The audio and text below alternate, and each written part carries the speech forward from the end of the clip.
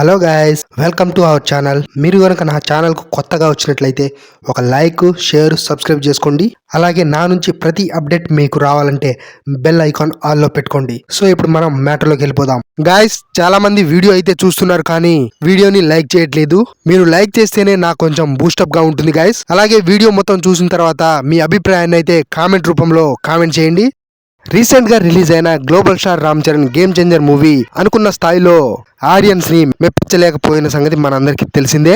అయితే రామ్ చరణ్ ఈ ఫలితాన్ని చూసిన తర్వాత దిల్ రాజు ప్రొడక్షన్ లో మరొక మూవీ చేసి పెడతానని దిల్ రాజుకి మాట ఇచ్చాడన్న రూమర్ అయితే ఈ మధ్య సోషల్ మీడియాలో విపరీతంగా వైరల్ అయింది. ఇక ఆ రూమర్ కు సంబంధించిన RC16 టీం నుంచి అయితే వచ్చేసింది.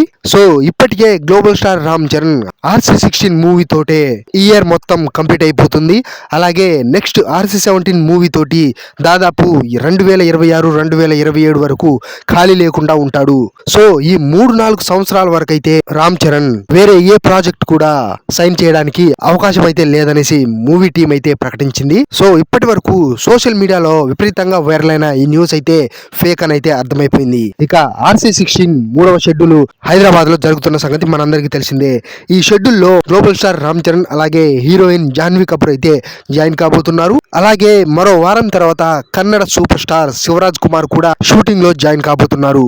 అదే విధంగా లేటెస్ట్ గా తెలిసిన మరొక అదిరిపోయే అప్డేట్ ఏంటంటే ఈ మూవీలో గ్లోబల్ స్టార్ రామ్ చరణ్ చేసే క్యారెక్టర్ వచ్చేసి ఒక గ్రామంలో అన్ని రకాల ఆటల్లో ఆరితేరిన ఒక క్రీడాకారుడి క్యారెక్టర్ అయితే రామ్ చరణ్ పోషించబోతున్నాడు. మూవీలో బుచ్చిబాబు తెరకెక్కించే సీన్స్ అయితే మనం ఇదివరకు ఏ మూవీలో కూడా చూడని రేంజ్ లో మూవీ చూసే ప్రతి ఒక్క ప్రేక్షకుడు థ్రిల్ ని ఫీల్ అయ్యే విధంగా తెరకెక్కిస్తున్నాడని అయితే తెలిసింది. అంతేకాకుండా మరొక అప్డేట్ ఏంటంటే గ్లోబల్ స్టార్ రామ్ చరణ్ రంగస్థలం మూవీలో ఒక చెవిటివాడిగా యాక్ట్ చేసి అద్భుతమైన రెస్పాన్స్ అయితే సొంతం చేసుకున్నాడు. సో అదే విధంగా గేమ్ చేంజర్ మూవీలో కూడా ఫ్లాష్ బ్యాక్ ఎపిసోడ్ లో అప్పన్న క్యారెక్టర్ వచ్చేసి ఒక నత్తి క్యారెక్టర్ అన్నమాట. సో ఈ విధంగా RC16 మూవీలో కూడా రామ్ చరణ్ కుంటివాడిగా యాక్ట్ చేయబోతున్నాడు అన్నట్లు తెలుస్తుంది.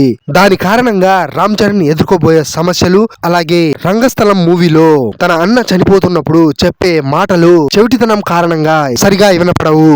సో దాని వల్ల ఆ ఎమోషన్ సీన్స్ ఏ విధంగా ఆడియన్స్ ని కట్టిపడేశాయో అదే విధంగా ఈ మూవీలో కూడా తన అంగవైకల్యం కారణంగా వచ్చే ఎమోషన్ సీన్స్ ఆడియన్స్ గుండెల్ని పిండేస్తాయి అనేసి తెలుస్తుంది. సో ఇది గనక కరెక్ట్ గా వర్కౌట్ అయితే మరో రంగస్థలం కాదు, అంతకు మించి వరల్డ్ వైడ్ గా ఒక సెన్సేషనల్ హిట్ గా నిలిచి ఇప్పటి వరకు ఉన్న రికార్డ్స్ అన్ని తిరగరాయడం మాత్రం ఖాయం.